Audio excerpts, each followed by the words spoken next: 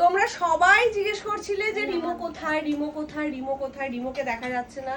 তাই এই দেখো রিমোকে এখন খেতে দিয়েছি। রিমো 2-3 দিন ধরে খুবই ব্যস্ত, কারণ কলেজে ওদের একটা প্রোগ্রাম ছিল, সেই প্রোগ্রামের রিহার্সালের জন্য ও সকালে বেরিয়ে যেত আর ওর ফিরতে ফিরতে অনেকটাই সন্ধ্যা হয়ে যেত। তারপর সন্ধ্যের পর ওর নিজস্ব কিছু কাজ থাকতো, সেগুলো করতো। তা সেই কারণে সেইভাবে ওকে ভিডিওতে আনতে পারতাম না। তা যাই হোক, এখন খেতে দিয়েছি, ওর খাওয়া প্রায় শেষ হয়ে এসছে। আমি এবার রূপায়ণের বাড়ি যাবো। হ্যাঁ, আমি সুমানটি আমার জন্য রান্না বান্না করছে। হ্যাঁ, এবার মা আমাকে জোর করে এখানে মাছ ভাত খাওয়ালো, এবার আমি ওখানে কি করে খাবো আমি জানি না। খেতে পারবি। জোর করে যেইটুকুনি খেয়েছি ওইটুকুনি খাওয়া বলে না। হ্যাঁ, ওটা না খাওয়াই বলে। মুড়ি খেলি এখন।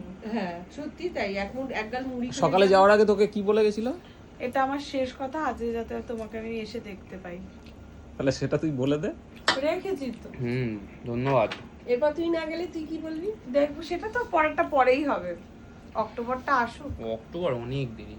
তা যাই হোক, ও তো খাচ্ছে, ওদিকে রিদ্ধি খাচ্ছে। রিদ্ধি অর্ধেক ঘুমে ঢুলে পড়ছে, কারণ ওরা অনেক ভোরবেলা, মানে ভোরবেলা না, মধ্যরাতে উঠেছে। 2টোর সময় কালকে। কটায়? 4টে কত ট্রেন ধরেছে, ওরা 2টোর সময় উঠেছে, মানে মধ্যরাত।